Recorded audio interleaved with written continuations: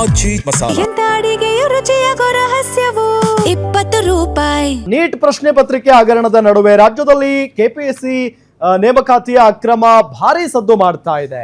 ಕೆಪಿಎಸ್ಸಿಯ ಪಶು ವೈದ್ಯಾಧಿಕಾರಿಗಳ ನೇಮಕಾತಿಯಲ್ಲಿ 80 ಲಕ್ಷ ರೂಪಾಯಿವರೆಗೆ ಲಂಚ ಪಡೆದಿರುವ ಗಂಭೀರ ಆರೋಪ ಕೇಳಿ ಬರ್ತಾ ಇದೆ. ಸಿಬಿಐ ತನಿಖೆಗೆ ಒಪ್ಪಿಸಬೇಕು ಅಂತ ಬಿಜೆಪಿ ನಿಯೋಗ ಒತ್ತಾಯವನ್ನ ಮಾಡಿದೆ. ಕೆಪಿಎಸ್ಸಿ ಕಾರ್ಯದರ್ಶಿಯವರನ್ನ ಭೇಟಿ ಮಾಡಿದೆ. 80 ಲಕ್ಷ ರೂಪಾಯಿ ಕೊಟ್ಟರೆ ಹುದ್ದೆ ಕೊಡಿಸುವುದಾಗಿ ಆಡಿಯೋದಲ್ಲಿ ಬಹಿರಂಗಗೊಂಡಿದೆ. ನೀಟ್ ಬಗ್ಗೆ ಮಾತನಾಡುವ ರಾಹುಲ್ ಗಾಂಧಿ ಕೆಪಿಎಸ್ಸಿ ಬಗ್ಗೆಯೂ ಮಾತನಾಡಬೇಕಲ್ವೇ? ಕೇಂದ್ರದಲ್ಲಿ ಕಾಂಗ್ರೆಸ್ ನಾಯಕರು ಪ್ರಶ್ನೆ ಪತ್ರಿಕೆ ಸೋರಿಕೆಯಾದ್ರೆ ಸಚಿವರು ಹೊಣೆ ಅನ್ನುತ್ತಾರೆ. ಈ ದ್ವಂದ್ವ ನೀತಿ ಯಾಕೆ ಅಂತ ಪ್ರಶ್ನಿಸಿದ್ದು ಕಾಂಗ್ರೆಸ್ ಬಿಜೆಪಿ ನಾಯಕರ ನಡುವೆ ಈಗ ವಾಕ್ಸಮರ ಜೋರಾಗಿ ನಡೀತಾ ಇದೆ. ಈಗಾಗಲೇ ಕೆಪಿಎಸ್ಸಿ ಅಂತ ಹೇಳಿದ್ರೆ ಅದೊಂದು ಕರ್ಮಕಾಂಡ. ಜಗತ್ತಿಗೆ ಗೊತ್ತಿರೋ ರೀತಿ ಕೆಪಿಎಸ್ಸಿಯಲ್ಲಿ ದುಡ್ಡಿಲ್ಲದೆ ಯಾವ ಕೆಲಸನೂ ಆಗಲ್ಲ. ತಹಸೀಲ್ದಾರ್ ಇರ್ಬೋದು, AC ಇರ್ಬೋದು, ವೈದ್ಯಾಧಿಕಾರಿ ಇರ್ಬೋದು, ಯಾರೇ ಇದ್ರು ಹಣ ಕೊಟ್ರೆ ಇಲ್ಲಿ ಪಾಸ್ ಆಗುವಂಥದ್ದು ಪರಿಪಾಠ. ಅದರಿಂದ ಜನ ಕೆಪಿಎಸ್ಸಿ ಮೇಲೆ ನಂಬಿಕೆಯನ್ನ ಕಳ್ಕೊಂಬಿಟ್ಟಿದೆ. ದುಡ್ಡಿದ್ದವ್ರಿಗೆ ಮಾತ್ರ ಪೋಸ್ಟ್, ಹಣ ಇದ್ರೆ ಇಲ್ಲಿ ಹುದ್ದೆ ಸಿಗುತ್ತೆ ಅನ್ನೋದು ಜಗಜ್ಜಾಹೀರಾತು ಆಗ್ಬಿಟ್ಟಿದೆ. ನಂಬಿಕೆ ಕಳ್ಕೊಂಬಿಟ್ಟಿದೆ. ಅದಕ್ಕೋಸ್ಕರ ನಾವು ಇವತ್ತು ಕೆಪಿಎಸ್ಸಿ ಚೇರ್ಮನ್ ಅವರನ್ನ, ಸೆಕ್ರೆಟರಿ ಅವರನ್ನ ಭೇಟಿ ಮಾಡಿ ಒಂದು ಬಾರಿ ಈ ಕೆಪಿಎಸ್ಸಿಯಲ್ಲಿ ನಡೀತಾ ಇರೋ ಕರ್ಮಕಾಂಡ ಒಂದು ಬಾರಿ ತೊಳಿಬೇಕಿದನ್ನು. ಪೆನಾಲ್ ಹಾಕಿ, ವಾಷಿಂಗ್ ಪೌಡರ್ ಹಾಕಿ ತೊಳೆದು ಜನಕ್ಕೆ ನಂಬಿಕೆ ಬರೋವಂಥ ಕೆಪಿಎಸ್ಸಿ ಆಗ್ಬೇಕಿಲ್ಲಿ. ಅಂದರೆ ಕೇಂದ್ರದಲ್ಲಿ ಆದರೆ, ಕೇಂದ್ರ ಸರ್ಕಾರದಲ್ಲಾದ್ರೆ ಅಲ್ಲಿ ಮಂತ್ರಿ ಹೊಣೆ ಹೊರಬೇಕು, ಅಧಿಕಾರಿಗಳಲ್ಲ. ಇಲ್ಲಿ ಕರ್ನಾಟಕದಲ್ಲಾದ್ರೆ ಅಧಿಕಾರಿಗಳು ಹೊಣೆ ಹೊರಬೇಕು, ಮಂತ್ರಿಗಳಲ್ಲ. ಇದು ಈ ಚಾಳಿ, ಕಾಂಗ್ರೆಸ್ ಅವ್ರ ಚಾಳಿ. ಕೆಪಿಎಸ್ಸಿಲೂ ಕೂಡ ತೊಂದರೆ ಇದಾಗಿದೆ. ಬಟ್ ಕೆಪಿಎಸ್ಸಿ ಅಧ್ಯಕ್ಷನ ಮಾಡಿದ ಯಾರು? ಬಿಜೆಪಿ ಪಕ್ಷ, ನಮ್ಮ ಪಕ್ಷದವ್ರು ಮಾಡುವಿಲ್ಲ. ಈಗ ಕೆಪಿಎಸ್ಸಿ ಅಧ್ಯಕ್ಷನ ತೆಗೆಯೋಕ್ಕೂ ಕೂಡ ನಮ್ಮ ಸರ್ಕಾರಕ್ಕೆ ಅಧಿಕಾರ ಇಲ್ಲ. ಆದರೂ ಈ ರಾಜ್ಯಪಾಲರು ಅವರೇ ಈಗ ಅದನ್ನು ಅವ್ರೇನು ಹಾಗೆ ತಪ್ಪು ಮಾಡಿದ್ದಾರೆ, ಜಾತಿ ಪ್ರಮಾಣ ಕೊಡೋದ್ರೊಳಗೆ ಮತ್ತು ಇನ್ಕಮ್ ಸರ್ಟಿಫಿಕೇಟ್ ಕೊಡೋದ್ರೊಳಗೆ ಅದನ್ನು ಗಮನಿಸಿಕೊಂಡು ಈಗ ಅವ್ರನ್ನ ಅಮಾನತ್ ಮಾಡಿದ್ದಾರೆ. ನಮ್ಮ ಕ್ಯಾಬಿನೆಟ್ ಕೂಡ ಅದಕ್ಕೆ ಅನುಮೋದನೆ ಕೊಡಿಸಿದೆ. ಬಟ್ ಆದರೂ ಕೂಡ ಅಂತಹ ಒಬ್ಬ ಭ್ರಷ್ಟ ಕೆಪಿಎಸ್ಸಿ ಅಧ್ಯಕ್ಷನ ಇವಾಗ ಅವ್ರನ್ನ ಕಾಯ್ದೆ ಕೊಟ್ಟಿರೋದು ಯಾರು? ಇದೇ ಬಿಜೆಪಿ ಮತ್ತು RSS ಅವರ ಲಾಯರೇ ಅವ್ರನ್ನ ರೆಪ್ರೆಸೆಂಟ್ ಮಾಡ್ತಿರೋದು. ಸೊ ಹಾಗಾಗಿ ಒಂದು ಕಡೆ ಕೆಪಿಎಸ್ಸಿ ಭ್ರಷ್ಟಾಚಾರ ನಿಲ್ಲಿಸಿ ಅಂತ ಹೇಳ್ತಾರೆ, ಆದರೆ ಅಂಥ ಭ್ರಷ್ಟನ ರಕ್ಷಣೆಗೆ ಅವರೇ ಮುಂದಾಗ್ತಾರೆ. ಸೊ ಇದು ಬಿಜೆಪಿಯ ಹಿಪೋಕ್ರೆಸಿನ ತೋರಿಸುತ್ತೆ. ಈಗಾಗಲೇ ಕರ್ನಾಟಕದಲ್ಲೂ ಕೂಡ ಈ 3-4 ದಿವಸಗಳಲ್ಲಿ ಬೃಹತ್ ಮಟ್ಟದ ಹೋರಾಟಗಳು ಪ್ರಾರಂಭ ಆಗ್ತಕ್ಕಂಥದ್ದಿದೆ. ನಾವು ಭಾರತೀಯ ಜನತಾ ಪಕ್ಷ ಮುಖಂಡರುಗಳು ನಾವೆಲ್ಲರೂ ಕೂಡ ಅವರಿಗೆ ಸಂಪೂರ್ಣ ಬೆಂಬಲವನ್ನು ವ್ಯಕ್ತಪಡಿಸ್ತೇವೆ. ಅನ್ಯಾಯಗಳಾಗಿರೋದನ್ನು ಕೆಪಿಎಸ್ಸಿ ಅದನ್ನು ಪರಿಹಾರ ಮಾಡಬೇಕು ತಕ್ಷಣ.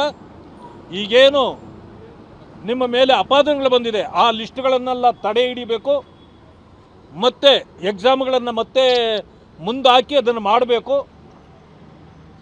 ಜೊತೆಗೆ ಈ ರೀತಿ ಕಳಂಕ ಬರದಂತೆ ಇದನ್ನು ನಡೆಸಬೇಕು. ಇಲ್ಲ ಅಂತಂದರೆ ದೊಡ್ಡ ಹೋರಾಟಕ್ಕೆ ಭಾರತೀಯ ಜನತಾ ಪಕ್ಷ ಕೂಡ ನಾವು ಸಿದ್ಧವಾಗಿರ್ತೇವೆ ಅಂತಕ್ಕಂಥ ಮಾತನ್ನು ತಮ್ಮ ಮೂಲಕ ಹೇಳಲಿಕ್ಕೆ ಬಯಸ್ತೇನೆ.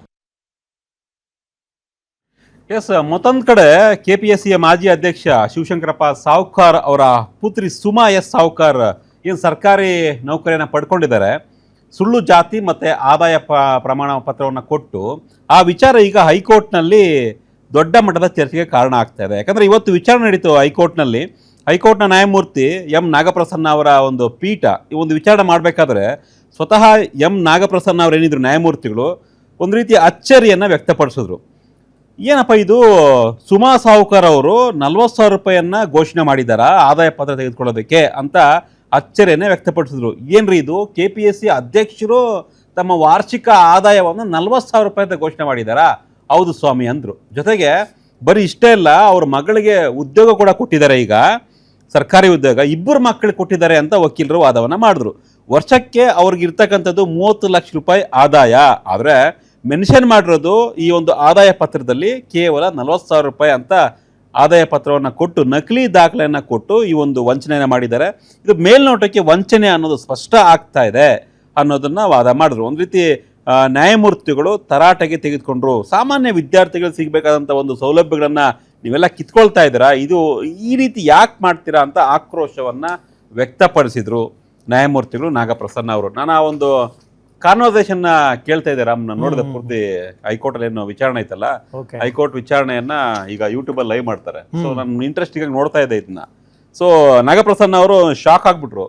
ಹೌದಾ ಪಾಪ ಅವ್ರಿಗೆ ಹೆಂಗೆ ಅಂದ್ರೆ KPSC ಅಧ್ಯಕ್ಷರು ಶಿವಶಂಕರಪ್ಪ ಸಾವ್ಕಾರ್ ಅವರು ಹೌದು, ತಮ್ಮ ಮಕ್ಕಳಿಗೆ ಹೆಲ್ಪ್ ಮಾಡಬೇಕು ಅಥವಾ ಏನೋ ಮಾಡಬೇಕು ಅಂದ್ಬಿಟ್ಟು ಅವ್ರು ಇರ್ತಕ್ಕಂಥ ಪೊಸಿಷನ್ಗೆ ಮಕ್ಕಳಿಗೆ ಬೇರೆ ನ್ಯಾಯಯುತವಾಗಿನೇ ಹುದ್ದೆ ಕೊಡಿಸ್ಬೋದಾಗಿತ್ತು. ಹೌದು. ಆದ್ರೆ ಇಲ್ಲಿ 40,000 ರೂಪಾಯಿ ಅಂತ ಮೆನ್ಷನ್ ಮಾಡಿ ಆದಾಯ ಪತ್ರವನ್ನ ಅಂದ್ರೆ BPL ಅಂತೀವಲ್ಲ ಅದಕ್ಕಿಂತ ಕೆಲ ಹಂತಕ್ಕೆ ಅಂತ ಏನಾದ್ರು ಇದ್ರೆ ಹೇಳ್ಬೇಕು ಇವ್ರಿಗೆ. ಆ ರೀತಿಯಾಗಿ ಜಡ್ಜ್ಗಳು ಒಂದ್ ರೀತಿ ಬೇಸರವನ್ನ ವ್ಯಕ್ತಪಡಿಸಿದ್ರು. ಏನ್ರಿ ಈ ವ್ಯವಸ್ಥೆ ಇದು ಈ ತರ ಆಗಿದೆ ಅಂತ ಆಕ್ರೋಶವನ್ನು ಕೂಡ ವ್ಯಕ್ತಪಡಿಸಿದ್ರು. ಸರಿಯಲ್ಲ ಇದೆಲ್ಲ ಈ ತರ ಮಾಡ್ಕೊಂಡೆ ಅಂತ. ಸೊ ಈಗ ಬಿಜೆಪಿ ನಾವು ಆರಂಭದಲ್ಲಿ ನೀವು ಸುದ್ದಿ ಹೇಳ್ತಾ ಇದ್ರು, ಬಿಜೆಪಿ ಅವರು ಇವತ್ತೆಲ್ಲ ಮೀಟ್ ಆದ್ರು. ಬಟ್ ಬಿಜೆಪಿ ಅವರು ಮಾಡ್ತಾ ಇರುವಂತ ಪ್ರಶ್ನೆ ಅಂತೂ ಸರಿಯಾಗಿದೆ ಸರ್. ಯಾಕೆ ಕೇಂದ್ರದಲ್ಲಿ ಅಲ್ಲಿ ಏನಾದ್ರು ಆದ್ರೆ ನೀವು ಕೇಂದ್ರದ ಮಂತ್ರಿನೇ ರಾಜೀನಾಮೆ ಕೊಡಿಸ್ತೀರಿ, ಇಲ್ಲಿ ಮಾಡಿದ್ರೆ ಮಾತ್ರ ಅಧಿಕಾರಿಗಳು ಅಂತ ಹೇಳ್ತೀರಿ ಅಂತ. ಈಗ ಕಾಂಗ್ರೆಸ್ನವ್ರು ಇದಕ್ಕೆ ಕೌಂಟರ್ ಏನ್ ಕೊಡ್ತಿದ್ದಾರೆ ಅಂದ್ರೆ, ಈಗೇನು ಮಾಜಿ ಆಗಿದ್ದಾರಲ್ಲ ಶಿವಶಂಕರಪ್ಪ ಸಾವ್ಕಾರ್, ಇವ್ರನ್ನ ಆಯ್ಕೆ ಮಾಡಿದ್ದು ಬಿಜೆಪಿ ಸರ್ಕಾರದಲ್ಲಿ. ನೀವು ಆಯ್ಕೆ ಮಾಡಿದ್ದ ಬಿಜೆಪಿ ಆಯ್ಕೆ ಮಾಡಿದಂತಹ ಶಿವಶಂಕರಪ್ಪ ಸಾವ್ಕಾರ್ ಇವತ್ತು ಈ ರೀತಿಯ ಕೆಲಸನ ಮಾಡಿದ್ದಾರೆ, ನಿಮ್ಮ ಪಾಪದ ಕೂಸು ಅಂತ. ಜೊತೆಗೆ ಇನ್ನೂ ಒಂದು ಮುಂದಕ್ಕೆ ಹೋಗಿ ಈಗ ಸಾವ್ಕಾರ್ ಮತ್ತೆ ಅವರ ಪುತ್ರಿಗೆ ಜಾಮೀನು ಕೊಡ್ಸಿದಾರಲ್ವಾ, ಕೋರ್ಟ್ ಅಲ್ಲಿ ಇವ್ರ ಪರ ವಾದ ಮಾಡ್ತಾರಲ್ಲ, ಅವರು ಬಿಜೆಪಿಗೆ ಸಂಬಂಧಪಟ್ಟವರು, ವಕೀಲರು, RSS ಹಿನ್ನೆಲೆ ಇರ್ತಕ್ಕಂಥವ್ರು. ಮುಂದಿನ ಚುನಾವಣೆಗೆ ಬಿಜೆಪಿಯಿಂದ ಟಿಕೆಟ್ ಕೇಳ್ತಾ ಇದಾರೆ, ಅವರು ಇವ್ರ ವಾದ ಮಾಡಿದ್ದಾರೆ. ನಿಮ್ಗೆ ನೈತಿಕತೆ ಇದೆ ಬಿಜೆಪಿ ಅವರಿಗೆ ಅಂತ ಕಾಂಗ್ರೆಸ್ನವರು ಸೋಷಿಯಲ್ ಮೀಡಿಯಾದಲ್ಲಿ ಟ್ರೋಲ್ ಮಾಡ್ತಾ ಇದ್ದಾರೆ. ಸೊ ಈ ನಡುವೆ ಒಂದು ನಾಳೆ ಬಹುದೊಡ್ಡ ಪ್ರತಿಭಟನೆ ಇದೆ ಅನ್ನೋ ಒಂದು ಮಾಹಿತಿ ಇದೆ ಫ್ರೀಡಂ ಪಾರ್ಕ್ ನಲ್ಲಿ.